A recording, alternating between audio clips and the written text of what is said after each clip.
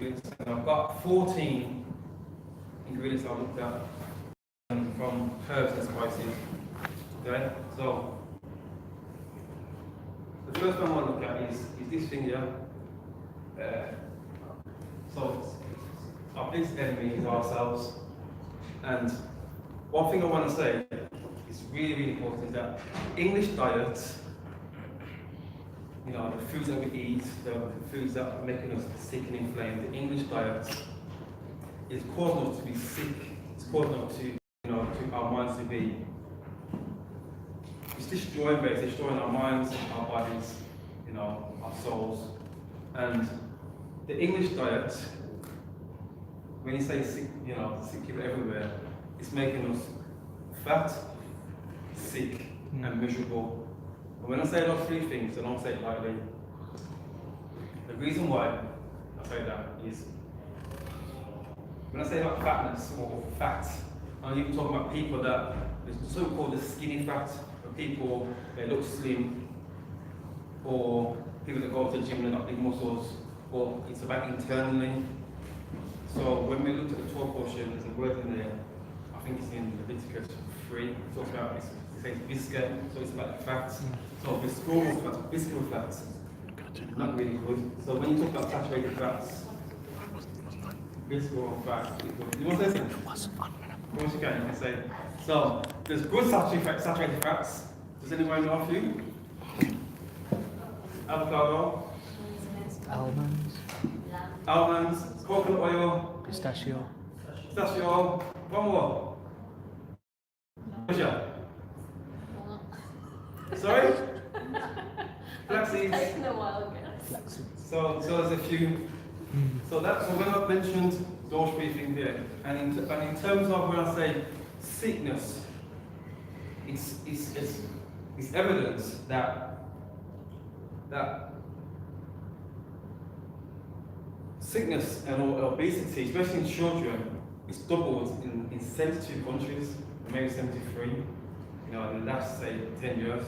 So it's really evident that who's the guardian of our children? We are. We are supposed to, yeah? So if the children are becoming obese, and if you're obese as a child, this is what the statistics are, or the statistics say, then you're more likely going to bring it into adult life. So if we're the guardian of our children, I'm not talking about adults here, if we're the guardian of our children and they're obese, then who's the guardian of us? You see, so it's really, really important that we look at that. And the last thing I was going to touch on really with that, so there was fat, sick and miserable.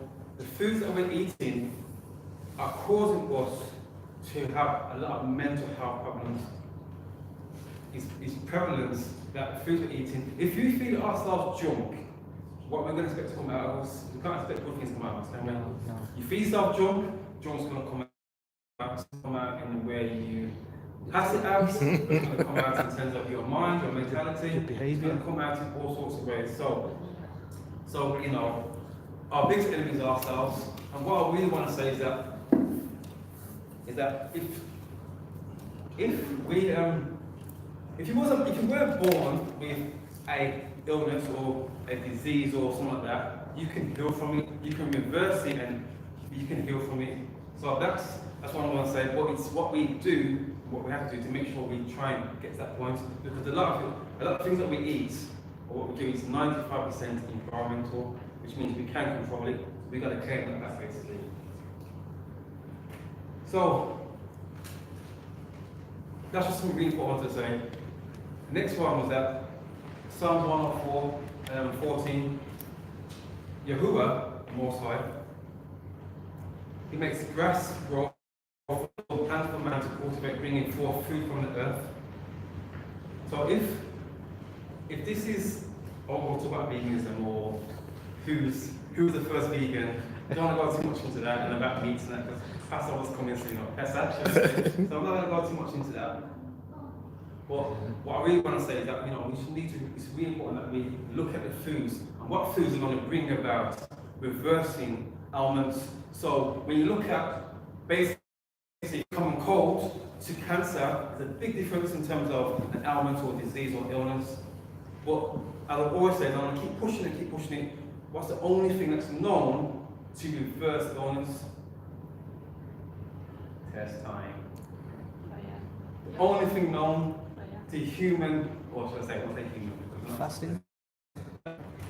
phytonutrients. And you get that from Green plants. plants. So I'll call that the holy four foods.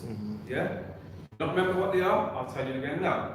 The holy four foods are vegetables, fruits, herbs and spices, Nuts. that comes with it, yeah, and Seeds. and yeah, seeds. But when I say herbs and spices, I'll put all of them on one umbrella. And the last one is wild foods. So wild foods are things like Atlantic dulse, spirulina, algae from the sea, seaweed. They're like Atlantic wild foods. But I won't go too much into that one. One day, please do So that. that's what I'm teaching basically, that we need to look at that kind of thing. That'd be good. So this topic that I want to discuss today is powerhouse herbs, because if we look at our ancestors, or the more I look at scripture now, the more I look at scripture in terms of before it was like, okay, now I'm looking at Torah, but I'm looking at how the Most High orchestrated everything around agricultural. The word herbs, it's mentioned 4,466 times in the Bible, herbs and spices. I didn't count that. I don't know who counts it, but I'm just so, if it's used that many times, and it was used throughout their life that many times, it's got to say something, doesn't it? It's got to say that we need to kind of be using those things we've got to be using those things in and using it to make sure that we use these things in our food and our cooking. So they were used in everyday life in those days. They're used in everyday life. They're used for medicine, aromatic oils, cosmetic, fumigation, perfumes, embalming, should I say, and cooking or culinary, should I say. So it shows that if they was using it, we need to use it. Am I correct? I'll say so. So what's happened is we've gone too far over to the right side. We've gone too far into evolution. You know, we want to live comfortable. We want to have fast food. But what we need to do is go back to the basics. I'll show you the end from the beginning. Let's go back to the beginning here. And if our word tells us that these herbs we use, many cultures use it quite a lot now. Say some agriculture, and especially in not America, South America, they use a lot of these herbs for their foods. We as people need to go back to that and use them and know the benefits of them, what they're going to do for our bodies in terms of healing and also preventing disease. Yeah, so I say aloe vera, good for IBS, irritable bowel syndrome. You got, and the reason why I could use a lot of different herbs. There's 101 herbs, probably more than that, known to man. I've only put 14 herbs and spices. So I'm quickly going to go through them and just quickly touch on the ones that one should use them and the benefits of them really. Okay, so aloe vera. Use that, mix that with a liquid chlorophyll. So chlorophyll is the green stuff that you see out of green plants or chlorophyll. You can get a superfood or a functional food with chlorophyll. But if you just blend aloe vera into and make it as a green juice, then you'll get the benefits. So basically, repairs the gut, helps repair the digestive system. It's anti-inflammatory. It's also relaxative. If you go deeper into aloe vera, it does a lot more stuff. A lot more in terms of heals wounds and such. I want to touch on the basics. Doesn't it repair cellular membrane internally? That's the key one. 100%.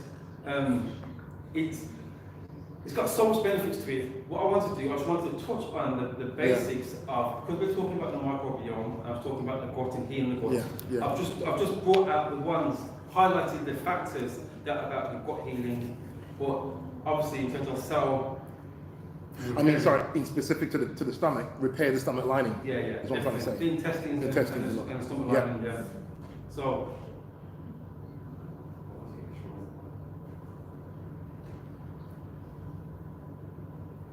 Want some help?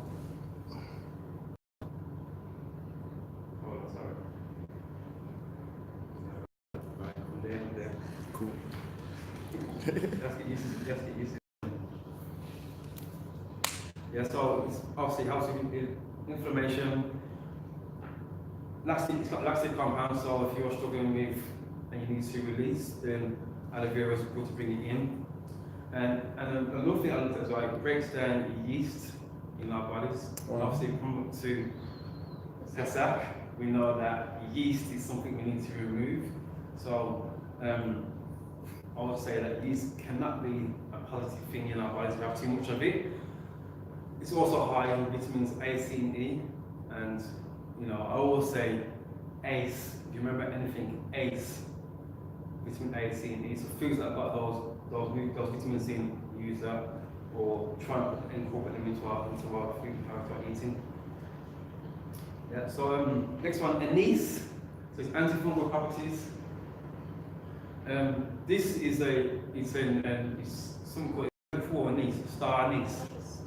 You've probably seen it, yeah. Some people cook it with the rice or in soups and such. It's another known herb that's seen in Asian culture, how they cook. I was talking to Roshiki and Robbie earlier, and I was saying that as black people, we don't use enough of these herbs. Yeah. And I spoke to people about it, and they were like, "Nah, I don't use a lot of Asian foods." And it's about educating people, because if they go to the Texas seasoning and look at the back of the ingredients, and you'll see the things like coriander, cumin, salt. That's the highest ingredient in it, anyway.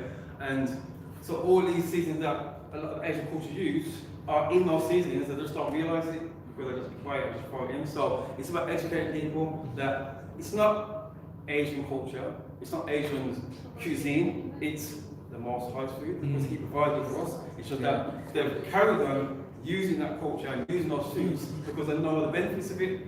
So we need to educate people.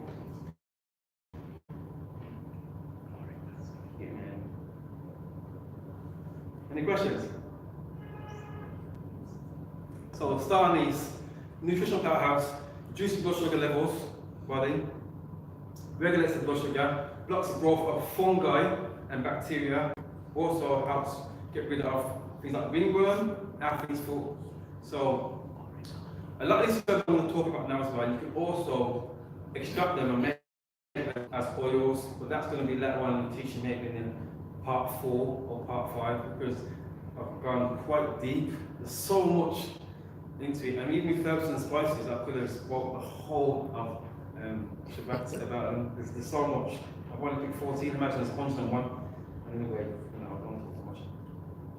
So oregano is antibacterial.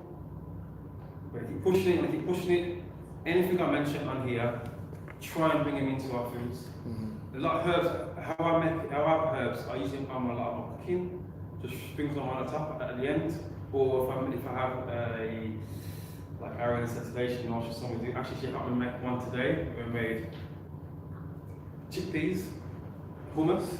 So olive oil, black pepper, lemon, bit of lime, sprinkle your herbs in. If you want a bit of spice as well, you can add some hot pepper sauce to it. Mix it in. You can add that as a little dish if you want some crackers or something you can put on the side. If you want to spice your food a bit, but that you incorporating all of those herbs in there. The main ones that I was going to talk about on here, I always call them salt pea because it's got sage, oregano, rosemary, thyme, and then parsley. So that's what I was talking about anyway. So oregano, active compound known to reduce reverse bacterial and fungal infections, parasites. Do we get the same benefit from dry herbs? Definitely. When you get the same benefits, but if you want immediate responses, then it's best to make it as an essential oil because basically you're concentrating it into an oil that is going to get more benefits. So it's a bit like if you eat one celery stick, you're not going to get the same benefits if you juice it because all the vitamins and minerals gets compounded down, you see. So the more you use it as an everyday thing, the more benefits you're going to see for your body, and the more it's going to take these elements that I've mentioned on here away. So So essentially, it's the easiest option, shall I say, to use than going out there and saying, oh, how am I going to get essential oils? Because you can make it on essential oils and extract it, which takes time and effort. What you can buy from the shops, but a lot of the essential oils they are extracted through alcohol or that's added chemicals in as well. See, so it's important to know where you get your sources from. So I would make myself for all the time thing. Yeah, is that it? Yeah, awesome. Yeah, so parasites, viruses, inflammation, candida, which I've talked about, which is a gut inflammation disease, candida. Allergies, tumours, and indigestion as well. And also preserves food, so you know there's so much benefits that we don't realize that herbs do and spices. So I'm going to speed up. Sage. 6 benefits of sage. 6 amazing benefits of sage. Helps with dementia, Alzheimer's. Can you remember what else I spoke about before that helps with or reverses, shall I say, Alzheimer's, dementia? Anyone remember? As Pastor G says, repetition. Repetition. Deepens the impression. Yeah. Repeat. Yeah. So Alzheimer's, dementia, coconut oil. I was going to say it. Yeah, coconut oil. Yeah. So that's something active ingredient called what? Medium chain triglycerides, MCT oil. Yeah. Another thing that reverses Alzheimer's, dementia, or helps protect the brain from lesions. Blueberries. So these are things we need to incorporate into our foods. Blueberries, smoothies.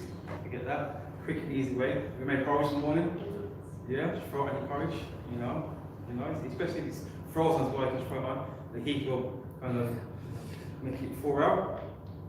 Yeah, treats diabetes symptoms. Balances cholesterol. Combats obesity. Treats the menopause symptoms for females, because men don't get that unless you use transgender kind of vibe.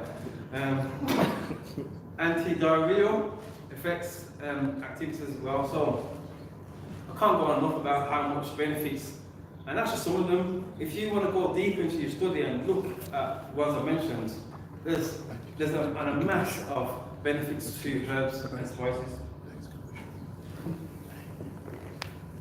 As I said, you know, I'm always going to talk about the gut and about healing, so that's the only one I'm going to mention. Anything else you need to go and do your research yourself, because as I say, I can make the cake, but I'm not going to eat it too.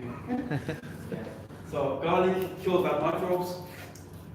Benefits of garlic, some of them. So cardioprotective benefits, effects on the heart. Garlic for cancer. And while we're in the process of cancer, there's 2 amazing herbs that I haven't mentioned that are in the scriptures that if anybody ever contracts cancer or has anyone towards it, they need to incorporate to bring in to heal from that is myrrh and frankincense. So that's just something to add on to it really. Thinking times of essence. Yeah, so for garlic, the benefits of cancers are throat cancer, stomach and colon cancer, so that helps kind of inhibit that. Also garlic, amazing for colds and flu infections, hair loss, alopecia, another one obviously Alzheimer's and dementia again, and diabetes. So garlic has huge, so many benefits to it, so bring it in, you know, use it as much as you can, especially in cooking.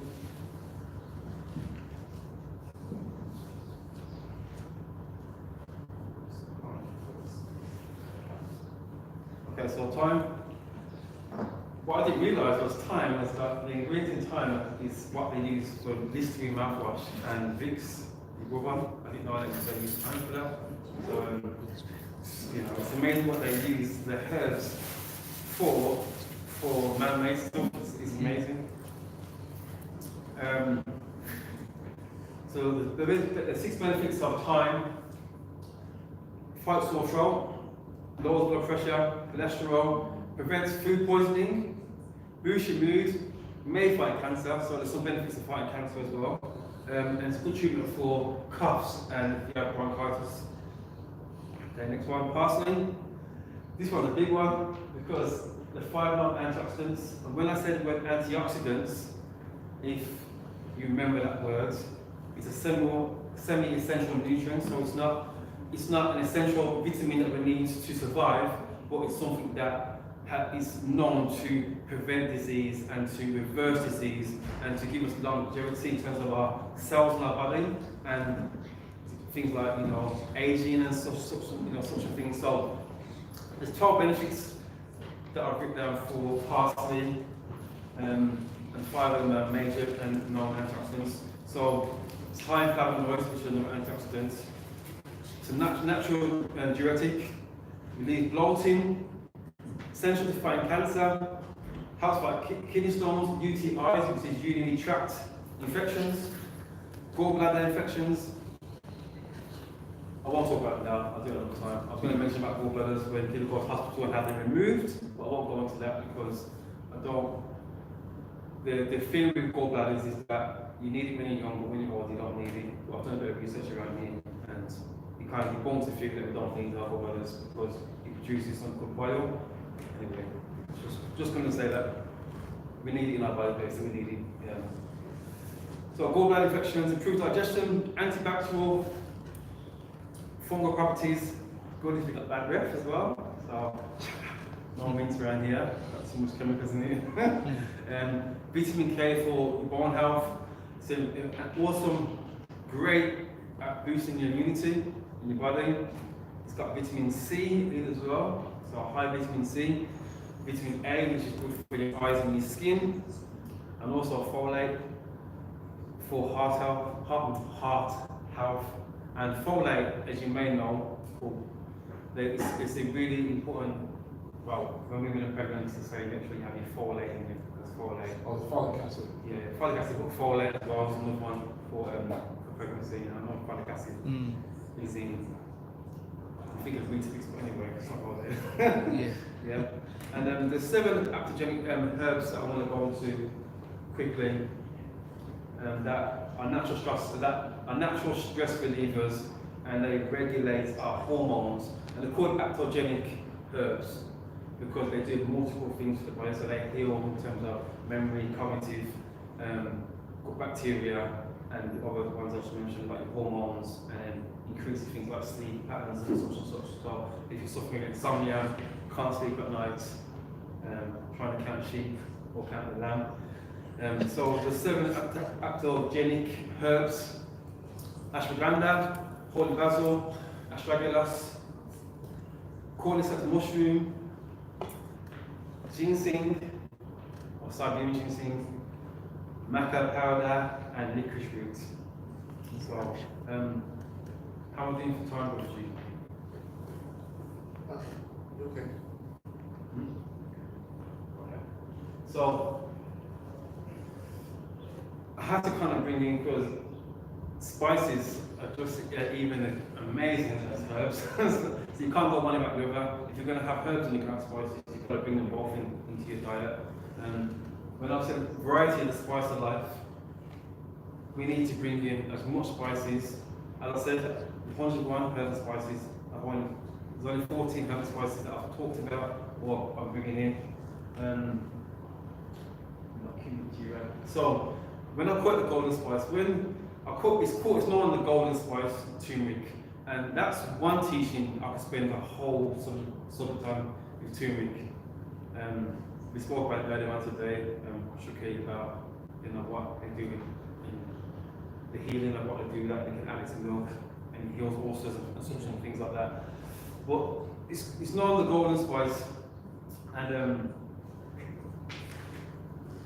it's what I was thinking of when I said the gold spices. There may be a teaching on this, I'm not sure, but when you look at the 3 wise men and they went to Yeshua and they brought frankincense and gold, and I always wanted to believe in my half-range hat on is that the golden spice or the gold that they brought was turmeric. I always wanted to believe that, but there may be a teaching on it was actually gold brought to him. I don't know. I don't want to go there because I'm not sure, but I'm just going to say, in terms of the health rate, it was the golden spice because they used that quite a lot in that area. Yeah, so it's a powerhouse antioxidant. It's got over 200 compounds known to it, turmeric. Its anti-inflammatory properties, slows down bacteria, bad bacteria should I say, parasites, fungi, protects the intestinal wall, so protects your intestines. And another thing that if you want to use turmeric, there's another something to use that goes together with it. They got married together basically using it, and it's called black pepper. You all know it. Some people say it's acidic, but if you look at the benefits of black pepper, they're really good as well. So if you're going to use turmeric, incorporate black pepper as well. You know, always, yeah. There's 12 other medicinal purposes and benefits that you can go and use turmeric. There's probably a lot more. So I've just touched on, you know, a few of them. So bring turmeric in. Obviously, it does make your food turn yellow, orangey. So, but you know, you have to use it. Personally, it's something that you know. Good question. Is not turmeric and cumin the same, or is it not part of the? So which you say turmeric and curcumin is cumin. Cumin. No, different things. So yeah, they're different things. So I thought cumin came from the turmeric. No. That's what I thought as well. But curcumin, because it sounds similar to cumin, doesn't it?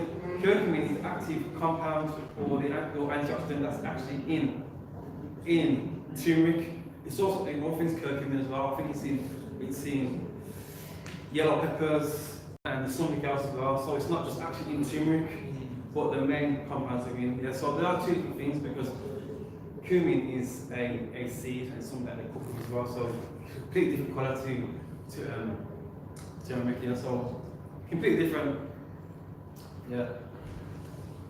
So coriander, heavy metal detoxifier. Coriander is actually known as a diabetic plant, and hence reasons why, because it helps relieve diabetes and regulates blood sugar levels. So it lowers anxiety, improves sleep, protects oxidative stress and degenerative diseases. So diseases like Alzheimer's, cancer, arthritis, lupus, fibromyalgia. So these kind of illnesses that make you get weak. So coriander, throw it on everything. Brother Shuki told me today that, you know, throw it on everything. You can't even see the food because he said that it's on everything. So it's got a very distinctive taste as well. I love coriander, amazing. So when I mentioned about heavy metal detoxifier, the other ones I mentioned earlier was blueberries. Can you remember the one I said?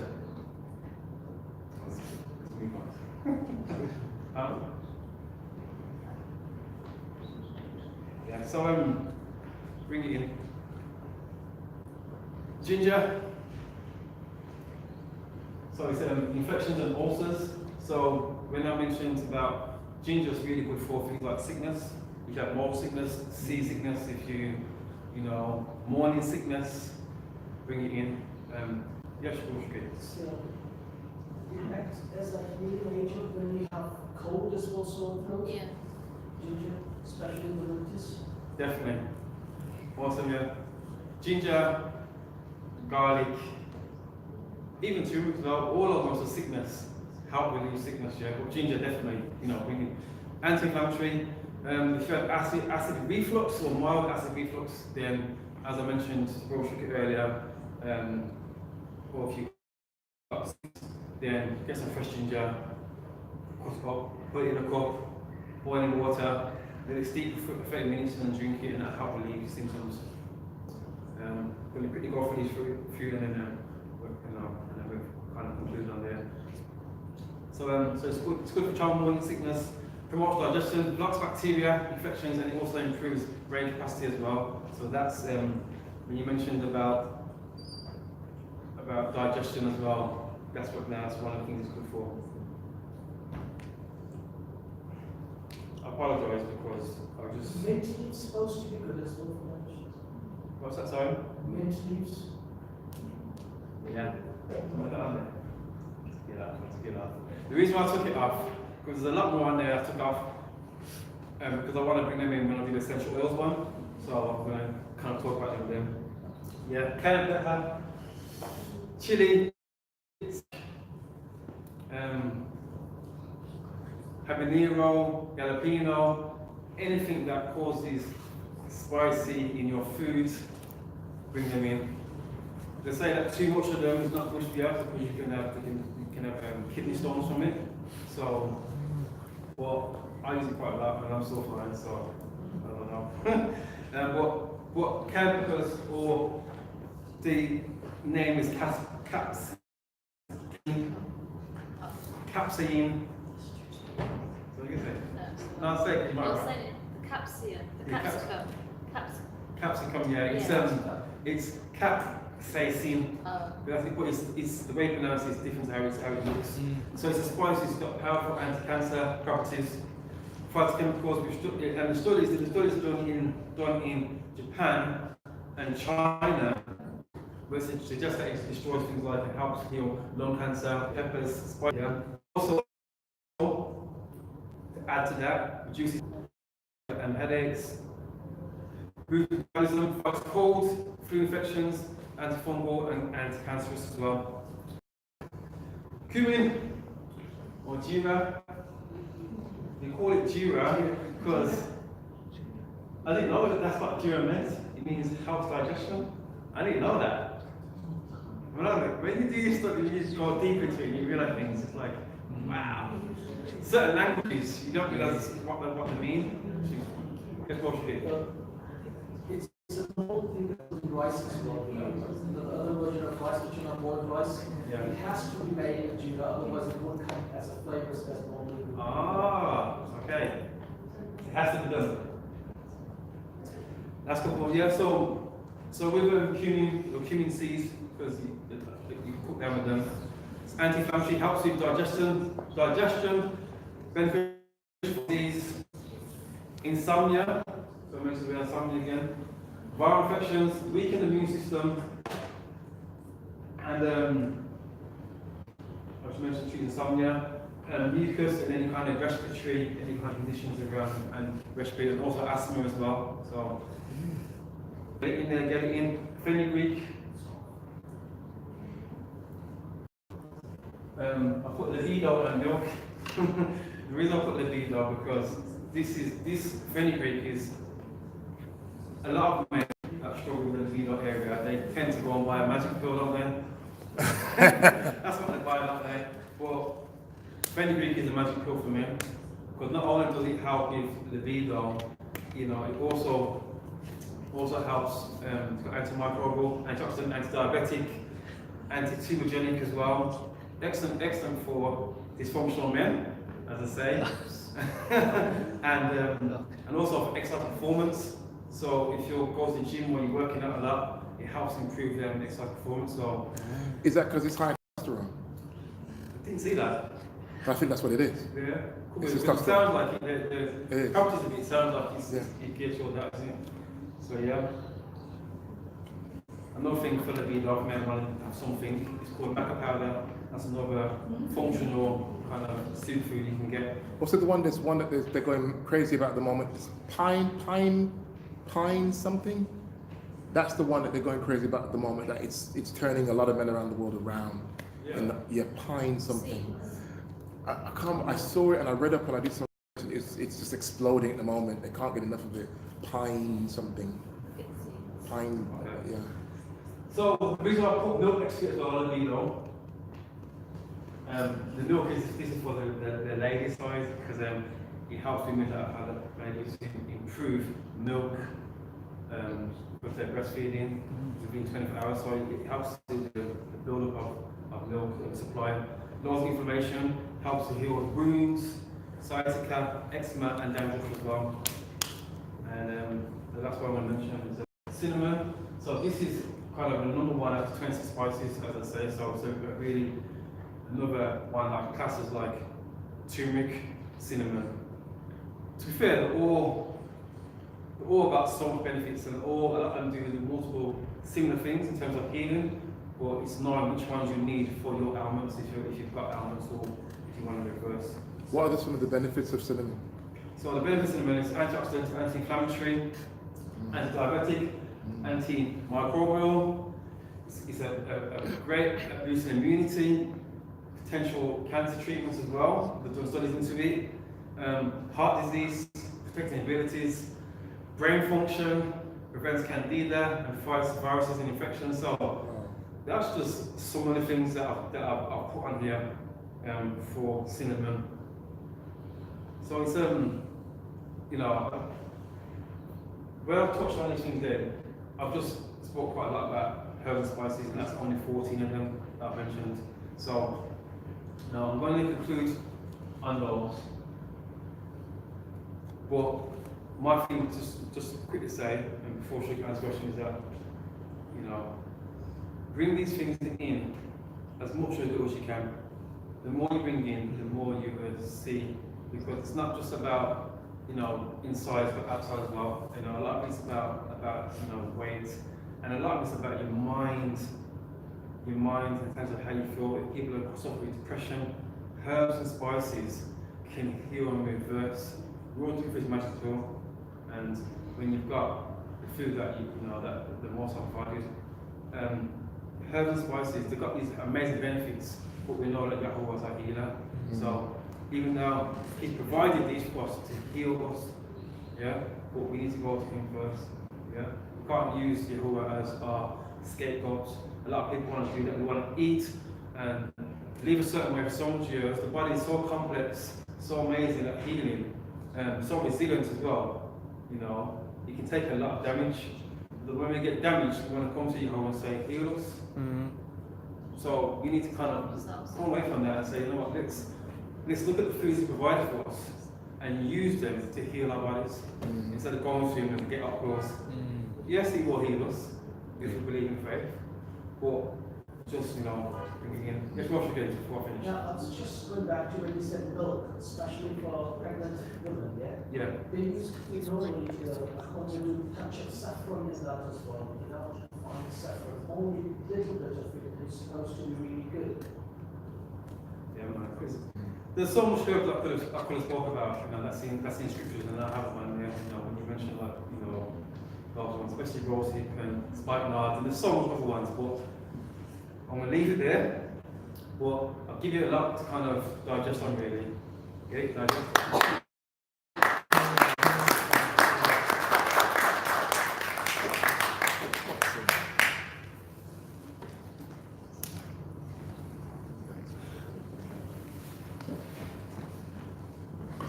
How you hold all that information in your head. That's a lot. That's a lot. That's awesome. And you've not finished yet, really, so there's going to be a part 4 to this. Yeah, possibly a good part 4 and a part 5. Yeah, because I can see this, you're still working your way through so much of this. All right, so because the hour is drawing close, I'm going to put it to you. I have at least half an hour teaching, no more, half an hour or less, teaching on the Seder meal, which I want to deliver. Should I not? Make it quick. Make it quick. Okay, read even the go-ahead. That's good enough. All right, let's get into this. Seeing as we are coming up to Pesach next week, it would be good if we can kind of touch on it. I'll switch over presentations in a second. Pesach is all about cleansing your home, and I've said this to individuals already, and you who are watching via internet.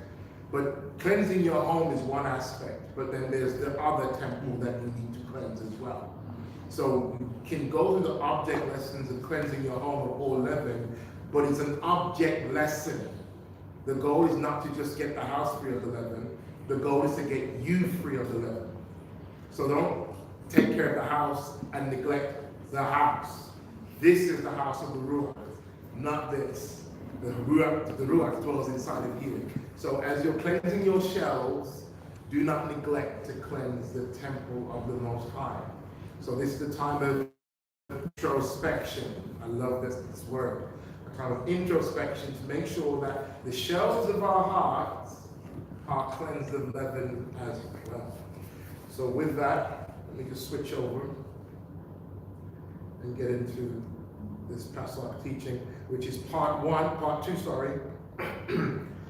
two of a condensed version of the teaching I'll add, just so that we are mentally and spiritually prepared for Pesach. Father, as we go into this presentation, enable your manservant to convey your words and your message to the heart, and not just to the mind, that the children of the kingdom are obedient and hear your words and cleanse their temples to be prepared for the infilling of the Ruach HaKodesh. Hallelujah. So, the season is called Pesach, meaning Passover. Yahuwah is going to pass over. And if you think of someone passing over, you'll find this term used often in scripture where a shepherd is counting his flock and he's watching the flock pass under his rod. So he's inspecting the house. So even as the death angel was passing over, an inspection was going on of those that were under the blood or not. And if you're under the blood, if you're not under the, for you. And this is what is going on. Father is going to pass over the land. As he passed over the land of Kemet, Mitzrayim, Egypt, he's going to pass over his people. This is why we are taught to watch. Night, Pesach night, is a watch night. It's not a, it's everybody up watching. You're watching over your house. You're watching over your family. You're watching over yourself. It's not a time to be sleeping, because as you remember, Israel were leaving that night. They were going to leave that night, early in the morning, up and out. So, as I said before at the beginning, Deuteronomy 16 verses 1 through 2, observe the month of Aviv and keep Pesach to Yahuwah, the scripture command. Your Elohim, for in the month of Aviv, Yahuwah, your Elohim, brought you out of the land of Egypt at night. At night. Remember that. At night. Why am I stressing these things? Because if you listen to my teaching for years, you will notice that I believe that everything will run in pattern to as it was 2,000 or 4,000 years ago. So as the sequence of events unfolded over the land of Egypt with the 10 plagues, I've said for years, the same 10 plagues are the ones coming back in Revelations. If you want to know how things will be in the end, look how things were in the beginning of this feast. He doesn't change his MO. Fast forwarding. What was this whole big shaboo about the calendar? I just explained with a sister next door. Why is it that we are in this situation where some are having Pesach in April and some are having Pesach now in March? Because Jewish brethren, back in the 2nd century AD, decided to create a hybrid calendar mixing the solar with the lunar. Hebrews follow a traditionally lunar calendar, but the rabbis in their wisdom decided to help the Creator and help him keep his own feast in the right time of year in the spring by adding an intercalary every 4 years, an additional month. That's why you have 2nd Adar. You'll know your Jewish calendar does not have a 2nd Adar, but every 4 years they add an additional month, pushing Pesach, pushing Purim a month later, which is what happened this year. 5779 of the Hebrew calendar, the Jewish calendar, is a leap year. So they added a 2nd month. They call it Dina or 2nd Adar. So after the Jews were exiled from Yehuda to Babylonia in 586 BCE, they adopted the Babylonian names for the months of the year. Yes, they still have significant meaning. Not only do most of the names of the Babylonian months have appropriate meanings, but there is also an important theme that applies to these months, Babylonian or biblical. So quickly, let's take a look. I'll try to be quick with this in condensing this teaching. So we have the month name at the top, the Babylonian calendar name, the meaning of the Babylonian calendar name. Then we have the theme of that month according to the Babylonian reckoning. Then we have the Hebrew biblical name for that month. Then we have the meaning according to the Hebrews of that Hebrew name. and the feast associated with it. So where we're looking at now, I won't go through every single one of them, but so the month of Nisan equates to the Hebrew month Aviv. It means in the Babylonian calendar, it means their flight. Interesting, that was the month that the Hebrews came out of Egypt, the month of their flight.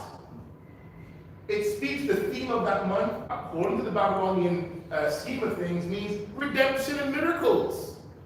Isn't it interesting that something in the Babylonian calendar has extreme reference and relevance to the Hebrews in their calendar as well? So this Babylonian month of Nisan is the same as the month of Aviv. It means redemption and miracles in the Babylonian calendar system. And in the Hebrew calendar, the theme of that month is ripening of grain, specifically the barley and then the wheat. In that month, we have the Passover, the Feast of Unleavened Bread, the Week of Unleavened Bread, and also first fruits, all in the month of Aviv. So we can see, even though it's got a Babylonian name, it still has relevance. It still pertains to the Hebrews. It speaks true of the journey of the Hebrews, regardless of it being a different name. And even to this day, most Jews use the month of Nisan. They don't refer to it as the month of Aviv, they refer to it as the month of Nisan. And if you were to follow all of this, I'm saying I can't. I do this in a more extensive teaching of all of the biblical feasts. But one day I'll go through all this. You can see, if you take a picture on your phone now, you can look at it in your own leisure and see how all of these months, even though we have the Babylonian names here and the Babylonian theme, it beautifully matches up, and only the Creator could have done this. This is not down to man. Only the Creator could have done this. That these months have extreme relevance, prophetic relevance to the Hebrews. Anyway, let's move on. Wait. Oh, sorry, go ahead. Sorry. And I love to teach on this. So, like I said, when I do the full teaching, which I will do, we'll have this recorded for posterity's sake. So, as you know, we talked about this in Rohi's teaching. It is a time of pilgrim. There are 7 feasts, biblical feasts, which are eternal according to the Bible. They're perpetual. But 3 of the 7 feasts are called pilgrim feasts, where all of the, specifically, the men are commanded, you must go. Pesach, Shavuot, and what's the last one? Sukkot. So these are the 3 pilgrim feasts that you must go up to the holy place, the place where Yahuwah has set his name. For the earth shall be filled with the knowledge of the glory of Yahuwah as the waters cover the seas. All men and women everywhere at that time will know him, and the temple from Yeshua will be there. Yeshua is our Passover lamb. It's all about him. He that was born at the place called Beit Lechem. Who knows what Beit Lechem means? House of bread. Excellent. Good students here. House of bread. It is also the place where Malachi. This is within the territory of Yehuda. This is the place, funny enough, where all the Passover lambs were kept. It's interesting, the place where all the Passover lambs were kept is the place where Yeshua was born. Don't tell me that he's not the Passover lamb. Father made it clear. So the custom of Pesach is that it be a feast. And not a small little, not a little sandwich bar. It's a delicacy. It's just a banquet of different types of foods to make a feast, a joyous celebration. But what I love about the custom of the Hebrews is they recline upon one another. This is not some stuffy meal where we all mind our P's and Q's. Everyone is leaning on each other. They're relaxed. That's too much pounding though. You can't help from leaning because the power is knocking you over. Go ahead. I like the fact of how it sits on the right-hand side. Normally, when they talk about all that rubbish, he makes them sit right in the center. Right. Wasn't the Jewish tradition the guest of foreign will sit on the right-hand side of the table? And that's considered the place of honor. And Yeshua sits at the right hand of the Most High. So, I know Yohanan, I won't even go into that. I'm going to skip you for time's sake. So, let me talk about something called the afikomen. An afikomen is a Greek word, by the way. It's not a Hebrew word. Afikomen meaning that which comes after, or, quote unquote, he will come again. You see, the Jews are practicing, and I would say this is true of most Jewish homes for hundreds of years. They have been practicing a meal called the Seder meal that they do not understand. Most Jews are doing a ceremony that they really don't understand the fullness of it. Because if you don't receive Messiah, and if you don't receive Yeshua as Messiah, you're missing all of it. This Afikomen, and I tell you now, when I began to keep Pesach, more and more I was blown away that this is not something of the Jews. This is not of man. There's no way. We've all had many meals, but this is not just a meal. This is a meal that is so rich, so packed with prophetic end-time references and past references, all alluding to the Messiah, the Mashiach. And if you don't understand and receive Yeshua as Messiah, you will miss the significance of the meal. The afikomen itself is represented as a broken piece of matzah wrapped in linen and hidden or buried during the Passover feast. It is commonly referred to as the dessert or the afters, which is where we get the name from. Can we think of anything in scripture that would mirror what I just said to you? Exactly. It's just raising the question. It was, if I'm right to say that, suppose a dress rehearsal between the bride and groom, because when he lifts the cup and he said that, and that's how a Jewish man would propose. Absolutely. And his followers, disciples, they knew that he was doing sort of a role play of a groom, and they were acting like a bride, and it was basically a proposal. That is Absolutely, absolutely. The sealing of the proposal, actually, which we will take part in. We will do a reenactment of an aspect of the Seder meal in the Kiddush, because on the night of Pesach, we'll be taking the Kiddush.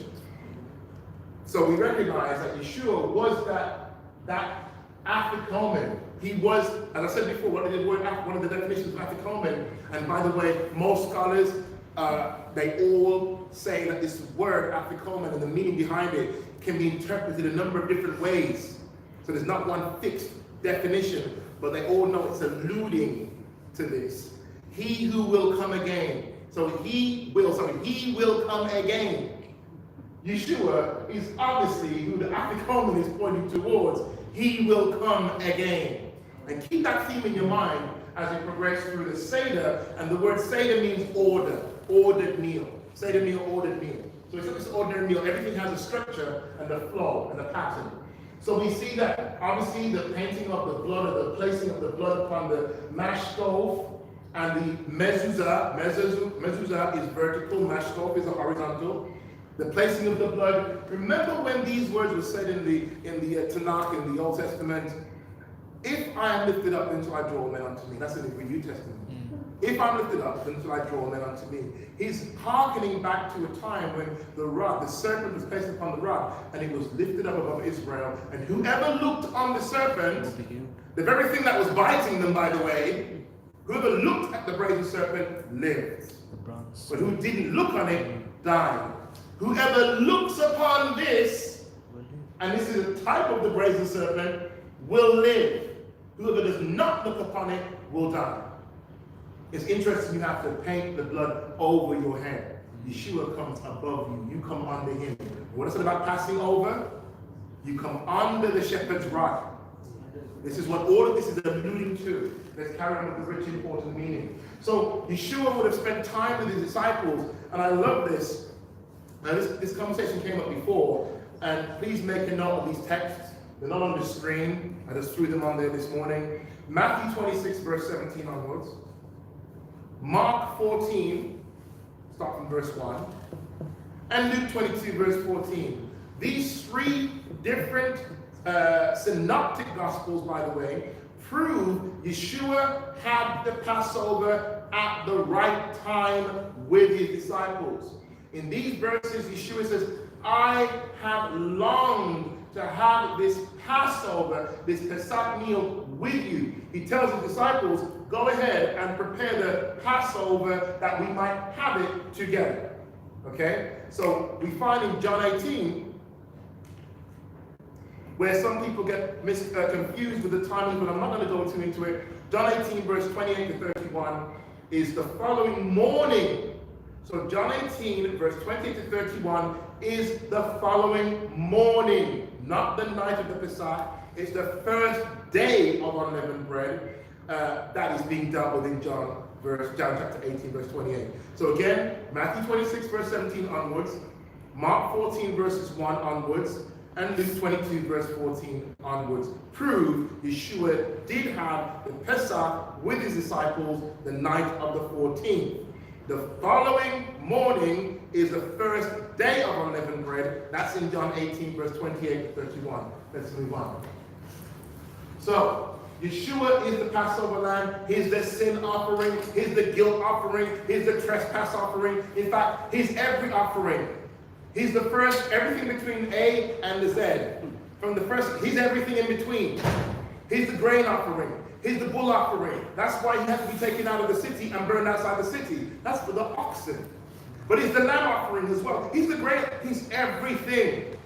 He's every offering for the rich and for the poor.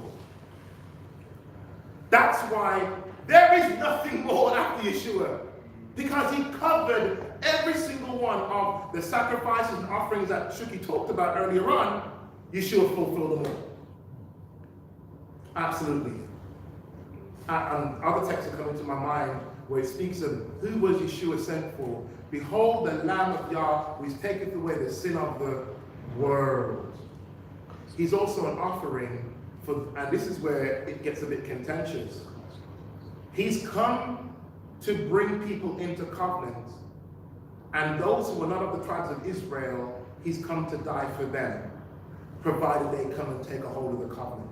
He has the power to take away the sin of the world, but the world needs to acknowledge him as Messiah and come into the covenant, or else they die outside as Gentiles, outside the covenant. So the commandment of the first fruits.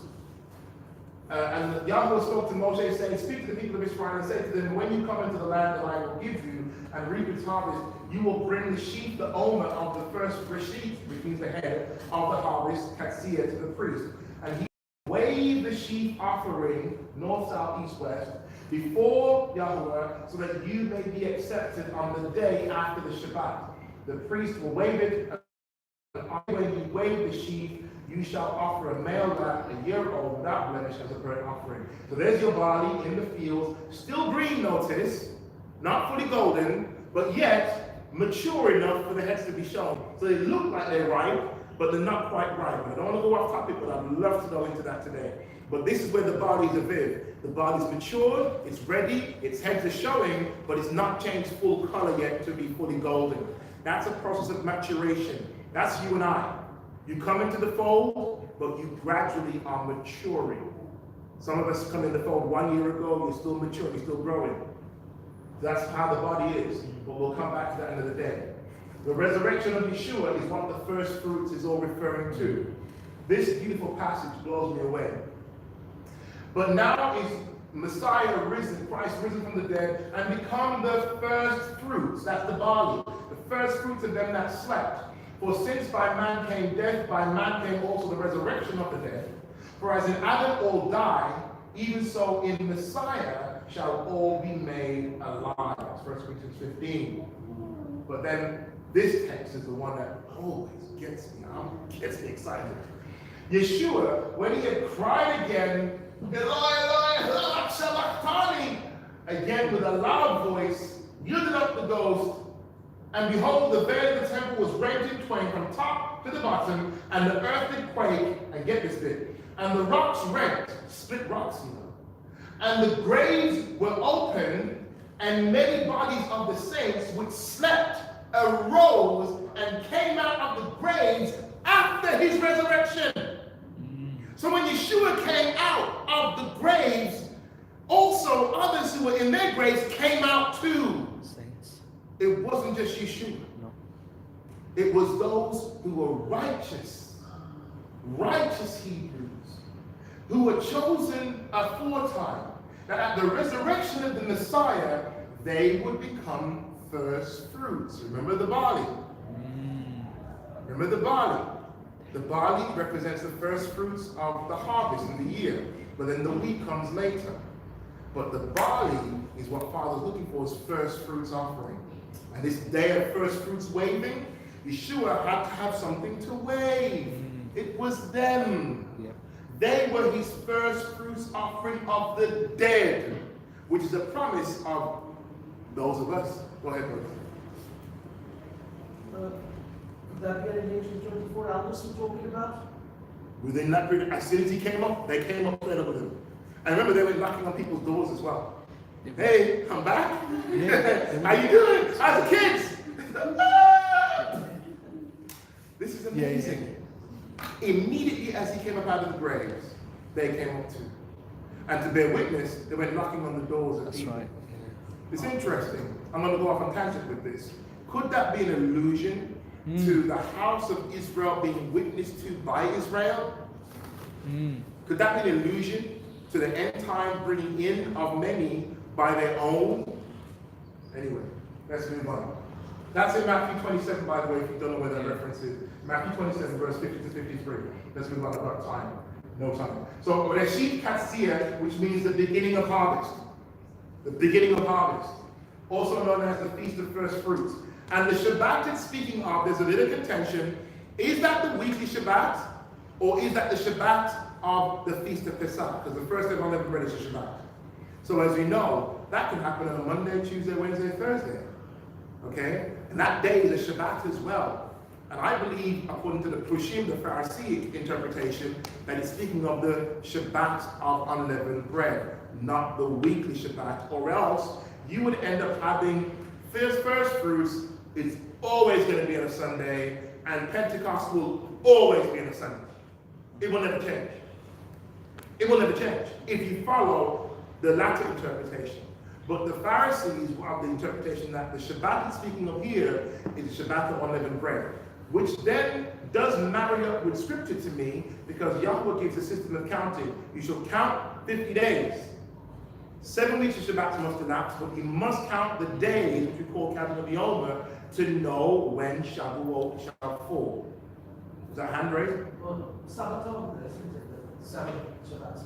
7 Shabbats must elapse, but he says you must also count the 50 days, that's the secondary counting system to know whether it's a Monday or a Tuesday or a Wednesday. Anyway, let's move on. So when the priest comes in, he will lift up, notice the color of the barley. Notice the color is important. So this whole argument about the barley is not really a bib, so we can't have Pesach in March. It doesn't have to be golden brown. Golden brown, takes your accent. This is exactly. This is a green barley that's yet it has become a bib, and you wave it in the 4 directions, referring to we're looking for a harvest from the 4 cardinal directions of the earth. Hallelujah. It's always been about bringing you, the nations, back into the house of Israel. That's the Messiah card. That's the good news. James chapter 1 verse 18. Of his own will begat he us with the word of truth, that we should be a kind of first fruits of his creatures. I'm going to skip some of this for time's sake. Nisan 17, which is the day of first fruits. Historically, these events happened on that day. Noah's flood ended on that day. Israel crossed the Red Sea. The wave sheaf offering was made on that day, the 17th of Nisan. Haman, Purim, was hanged on that day. Yeshua resurrected on Feast of First Fruits. So the barley goes through the maturing process.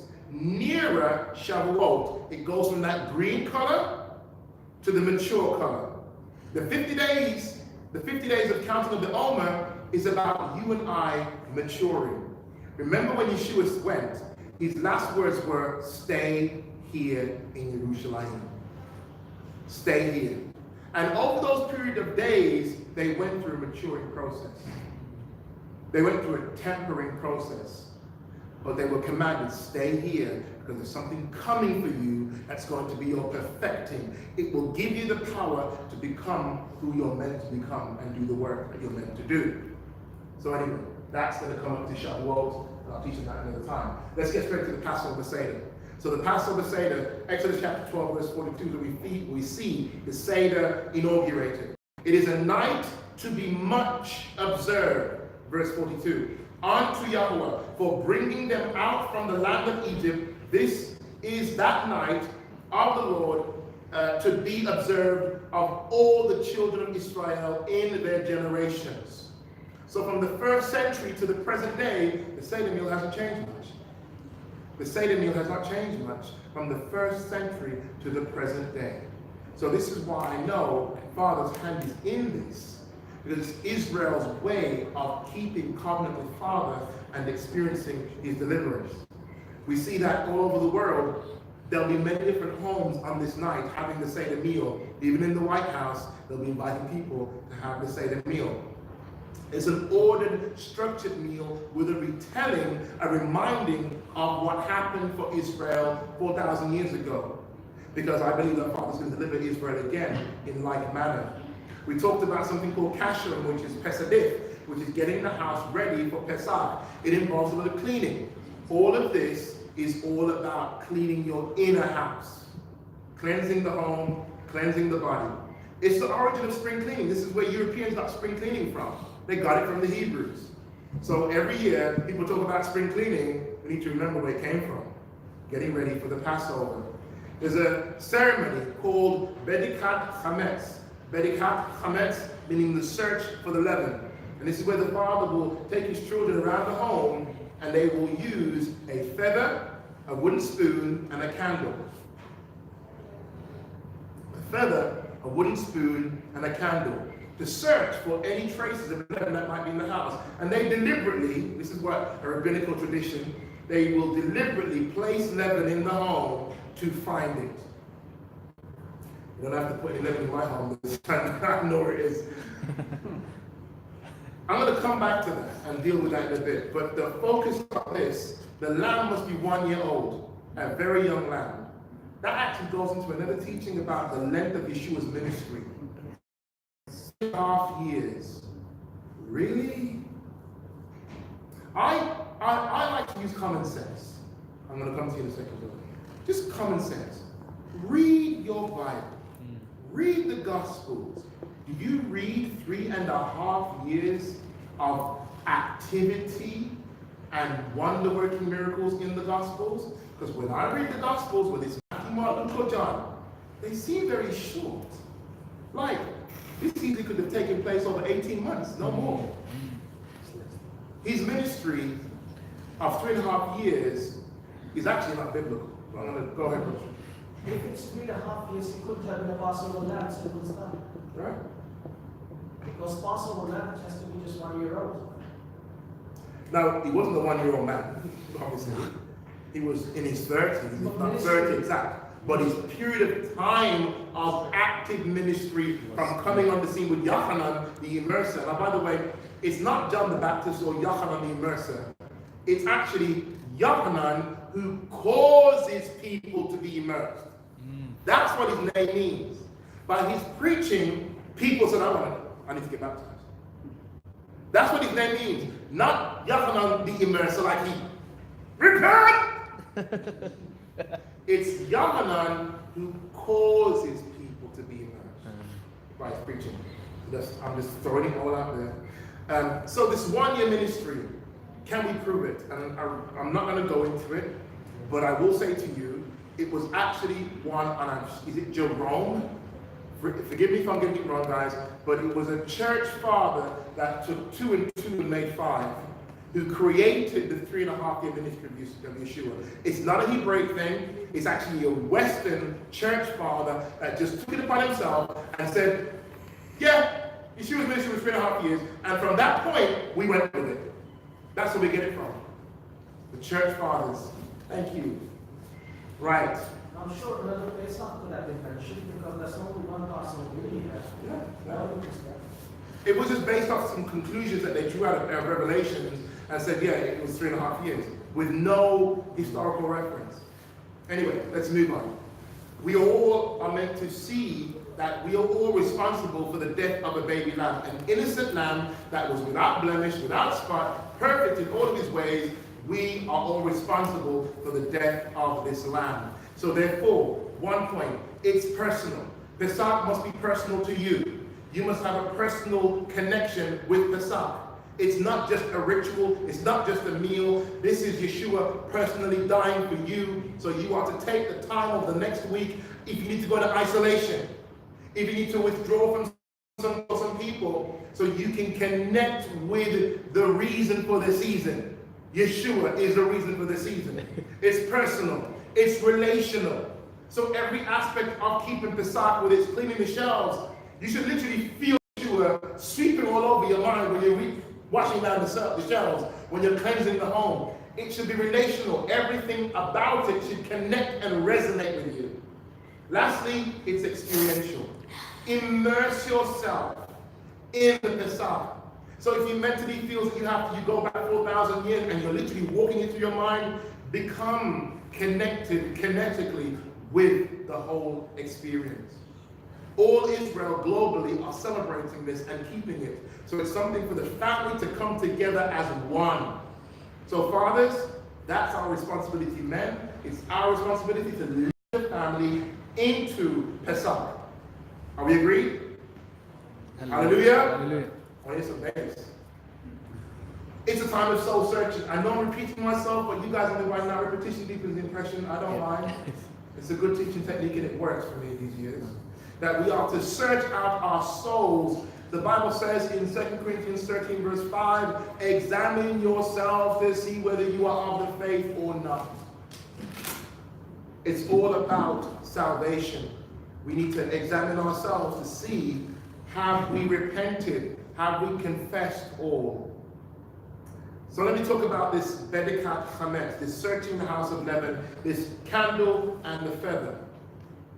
But Psalms 139, verse 23 to 34, David says, search me, O Yah, and know my heart, try me and know my thoughts, and see if there be any wicked way in me, and lead me in the way of everlasting. So David acknowledges this is all about introspection here. It's all about soul searching. Question, so just where did the feather wooden spoon come from? Answer, the wooden spoon from ancient times was always one of the most ready-to-hand utensils in the kitchen area. And it comes from ancient Egypt. Surprise, surprise. Something called the judgment hall of truth and the weighing of the heart ceremony. In here we have key players. I'm going to brush through. This is the dead guy, i.e. yourself or the person that's passing into the afterlife. This is Thoth. Thought is where we get the word thought. So he's weighing up what's in your mind, the thoughts of your mind. And I would love to go off on a scriptural tangent with what Yeshua teaches about our thoughts. So he's weighing up what's in your thoughts. Here is the feather. And Amut, this crocodile or half-crocodile creature, is waiting to devour the individual that wants to get into the afterlife if the feather is not lighter or heavier than the heart. If the heart is heavier than the feather, he's going to yam you. He's going to kill you. So you're going to die. You're going nowhere.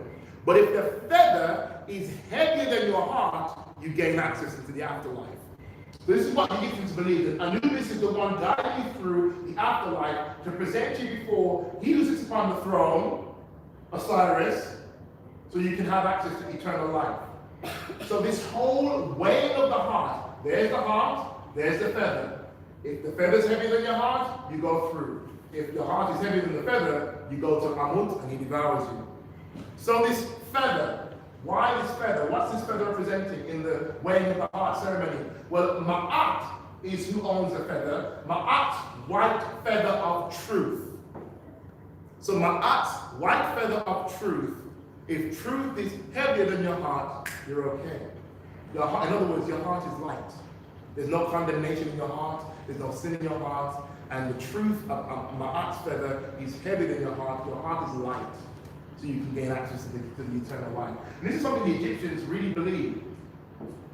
But they knew about this whole investigative judgment that will happen on every soul to pass into life evermore. Hence why we are taught through the whole ceremony of Pesach to introspect, to look within yourself. In other words, the Bible puts it like this.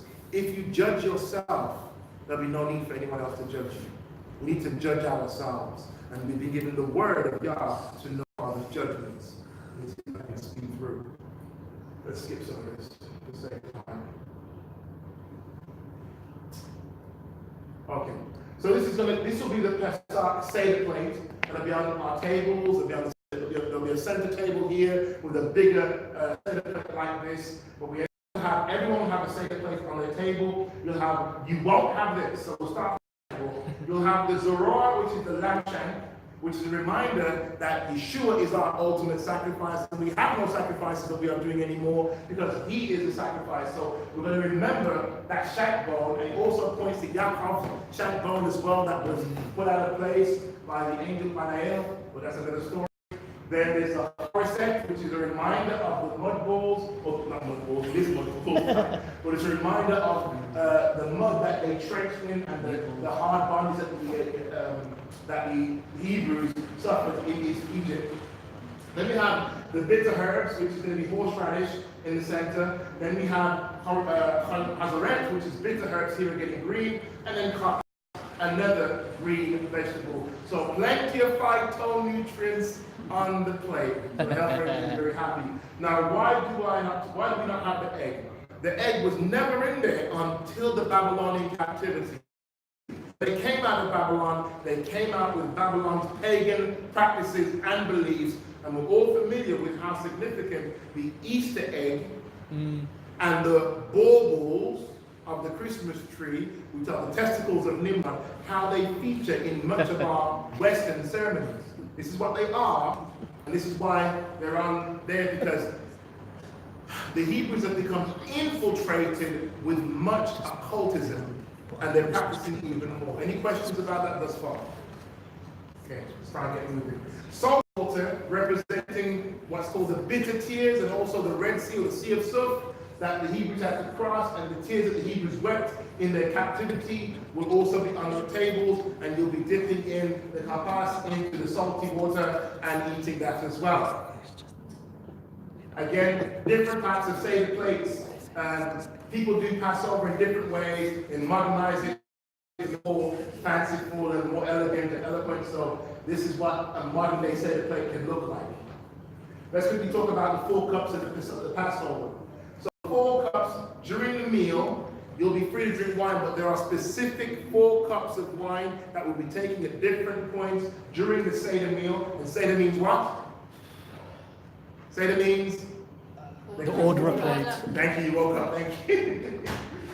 I'm going to go a few more minutes, guys. Thank you for your patience. I will bring it out as the first cup. So bring it out, that's the cup of sanctification. When we say that, we're referring to this stage. And after the first cup, we're going to do what's called the chatz. The chatz is where we go and do the foot washing. So we'll have the first cup, and then we'll separate and do the foot washing, and then come back. Which is exactly what Yeshua did 2,000 years ago. Then the next cup is called the cup of deliverance, which we said at the point when in the scripture where Yeshua, or Father, says to Israel, I should say, I will free you. Third cup, cup of redemption, at the point where he says, I will redeem you. And this last cup is the cup that Yeshua did not have with his disciples because he could not fulfill that part at that time, but he will when he comes again at the moment. Hallelujah. I will take you as my own people. In other words, I will take you as my bride. Exactly what he said before. But he can't take his bride yet. We're in that part of, we are the 5 wise virgins, I hope, not the 5 foolish, waiting for the, and then he comes, that's Rosh Hashanah, he comes and he then will take his bride as his own. Then there's another cup. At the very end, the cup of Elijah, because Elijah's spirit is set to return, hence why it's a custom in Jewish homes to open the front doors of the house to allow the spirit of Elijah to come into the home. They set a cup, and we will have a cup dedicated for the spirit of Elijah, which John, the immerser, was the fulfillment of that.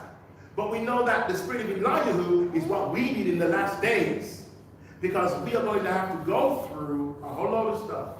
And the spirit of Elijah will bring the hearts of the fathers to the children, hearts of the children back to the fathers, and we'll talk about that another time. I know I can see Jesus saying, oh yeah, we're going to talk about that. We're going to talk about that. Because I was out this week and I spoke with a group of young men, and all of them, I said, how many of you actually know your fathers? How many of you have a relationship with your fathers? And they couldn't raise their hands. They don't know their dads. They're a fatherless generation. For me, that's like Wow. Because ask me that question when I was a kid, we all knew our dad. They lived at home with us. This generation, no. It's not a normal thing to have your father at home. And that was a shocker to me. But leave that alone. Let's come back. So we talked about the hats, the washing of the feet, and I love this. I grew up in a church where I was doing this since I was a kid. It's an ordinance of humility. I'm here to serve you. And we are here both to serve each other. So when we wash one another's feet, that's a true demonstration of nothing gets more dirty and smelly than these. And if you're willing to wash my feet, and you can tell when someone washes your feet with love. You can feel it. Anyway, let's move on. The habbits, the dipping of the parsley, habbits, or other greens into the salt water, that's already being the meaning, the phytonutrients. And the yahuts, this is the ceremony of the afikomen now, where yahuts means to divide. So the middle matzah, there's 3 matzah in this bag. This bag is called the matzah toj. We take the middle matzah and reveal it, and then we break it. How many of you know that Yeshua's body was broken for us? Half of it is placed back in the matzah toj, and which is called the bag of unity, while the other half, bag of unity, echad, one, then even the names, where do the names come from? And it all marries up perfectly with Yeshua, the Father, and the Ruach. The afikomen is then carefully bound up and hidden in a small white napkin to be brought out later, just before the end of the Seder meal. Yeshua was hidden, and the 3rd day he was brought out. And that's the matzah toj with your 1, 2, 3 compartments. The names of the 3 loaves of plates of unleavened bread. According to Jews, they call one the bread of the Kohen, the second one they call Levi, and the third one for Yisrael. So 3 plates of unleavened bread for the Kohen, the Levi, and all Israel. Some believe it is intimating the Father, the Son, and Ruach HaKodesh.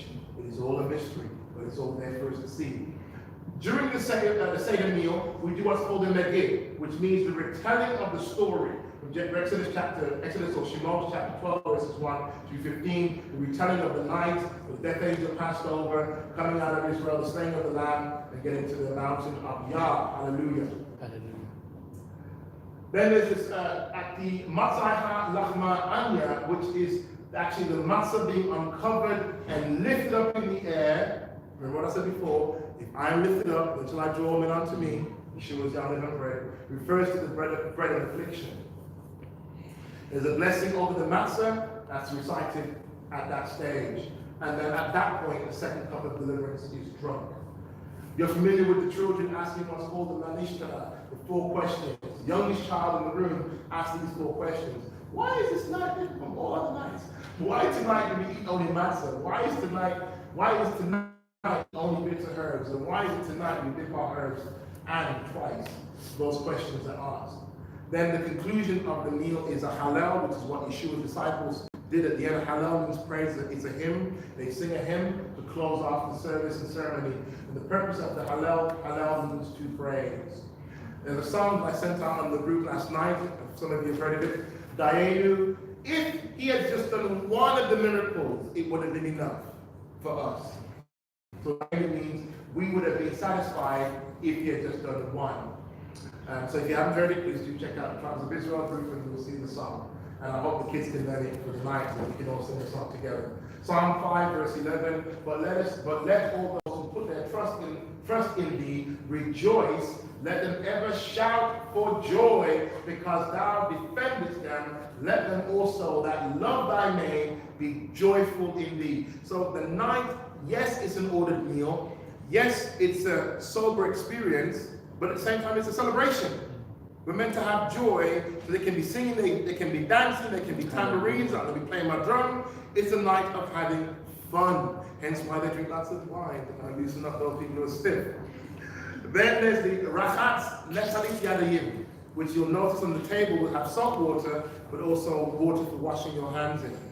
And it's this ritual cleansing of hands that are already clean. So another way of looking at this is, your best efforts to clean yourself up are not good enough. You need a spiritual cleansing that can only come from Yeshua to cleanse you.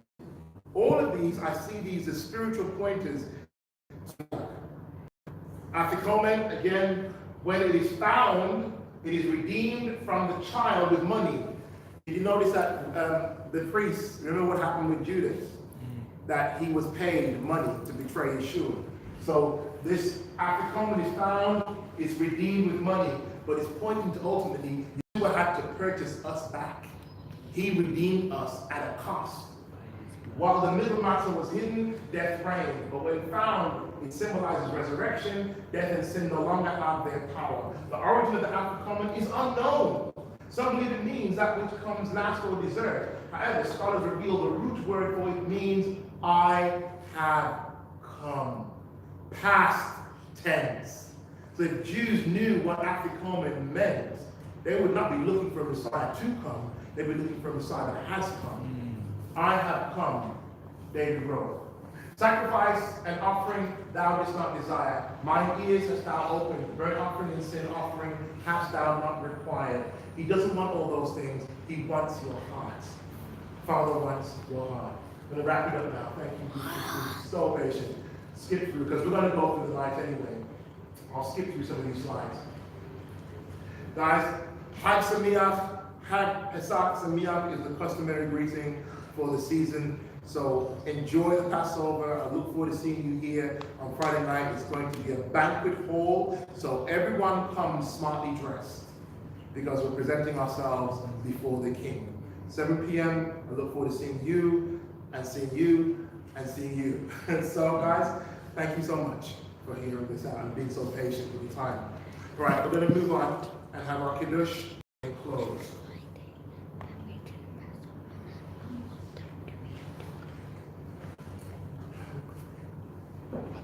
Here, would you mind? Thank you very much.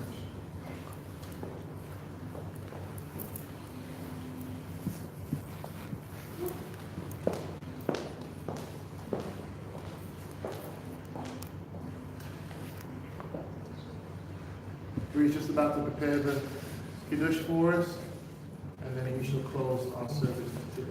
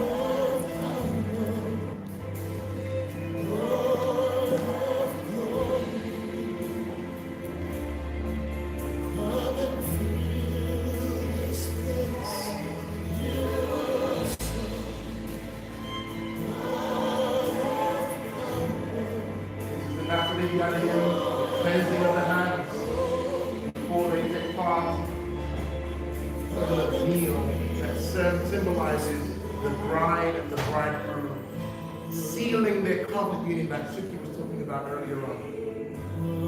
Yeshua at the center of his disciples, he knows this is the moment when I will be departing from you. The bread is brought out, the bread that has no yeast, that is Yeshua, has no sin.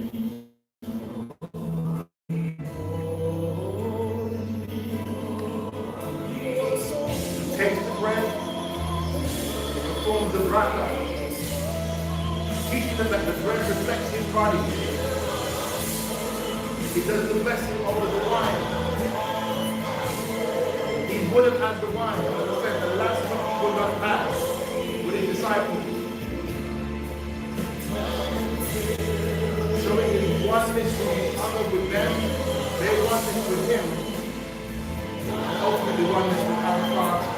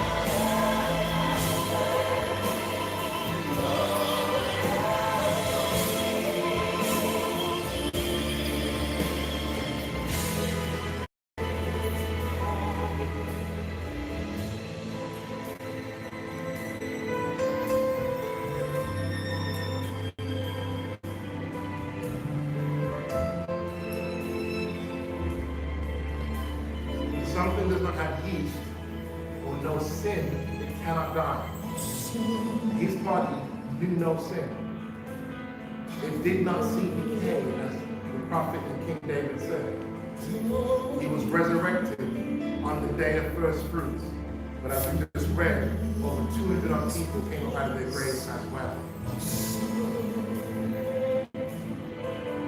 The power that you and I have is not in the death of Messiah, it's in the resurrection of the Messiah. That's the power, that's the victory. That is the life, the way, and the truth. So with that, let us go pray. Know that you are the bride, the wise, pious, God-fearing bride of the Messiah.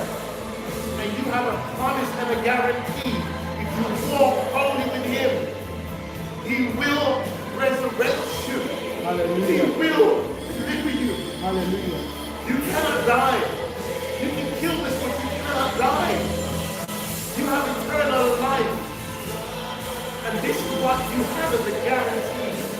So lift up your prayer. Remember who you are. Together. Baruch atah, Yahuwah Eloheinu, Amor Tzidkenu, Yishalayim. Blessed are you, Yahuwah, our power and creator, King of the whole universe. The ripple spread from the heavens. Hallelujah.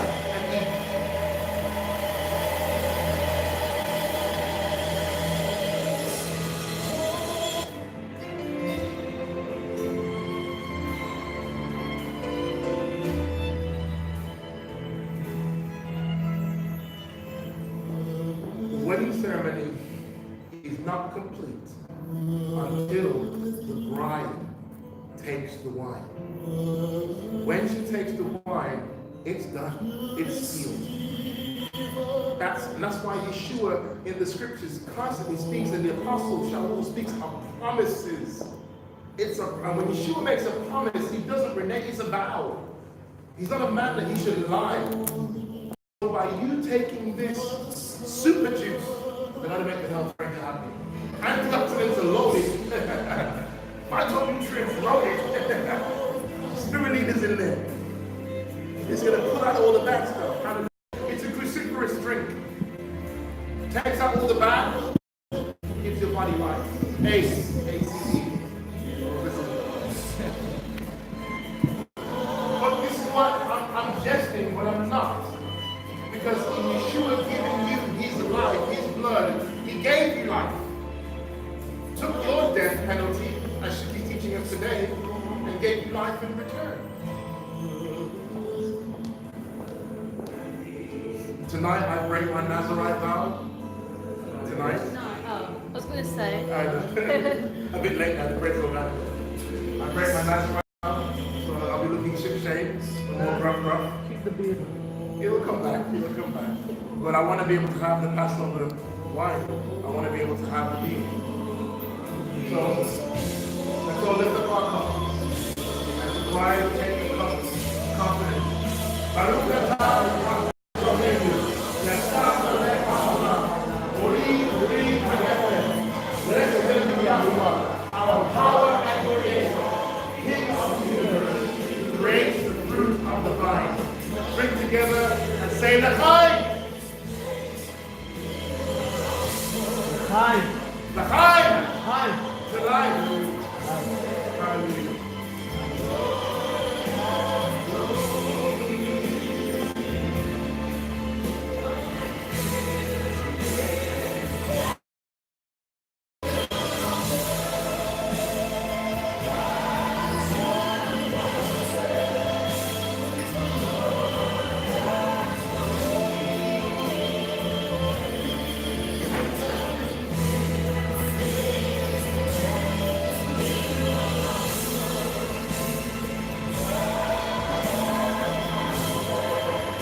Together, closing prayer.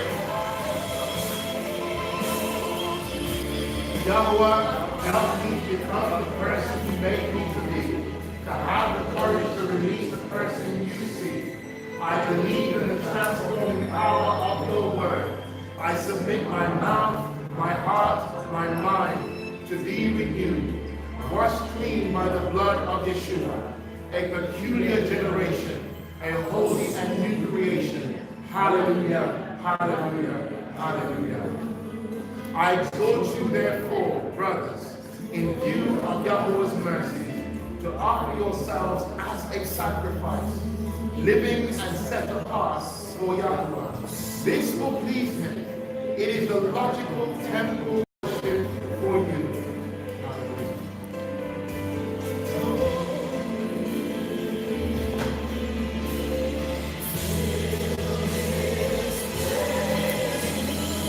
We'll sing the blessing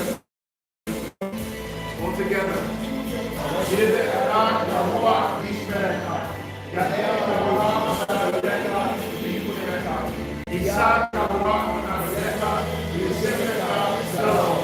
May Yahuwah bless you and may Yahuwah make his face shine on you and show you his favor.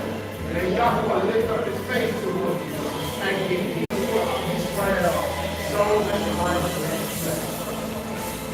Everybody, Hazak, Hazak, making Hazak again.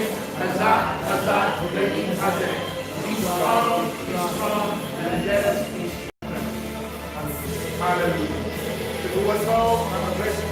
I'll see you here Friday night for the Pesach, and we'll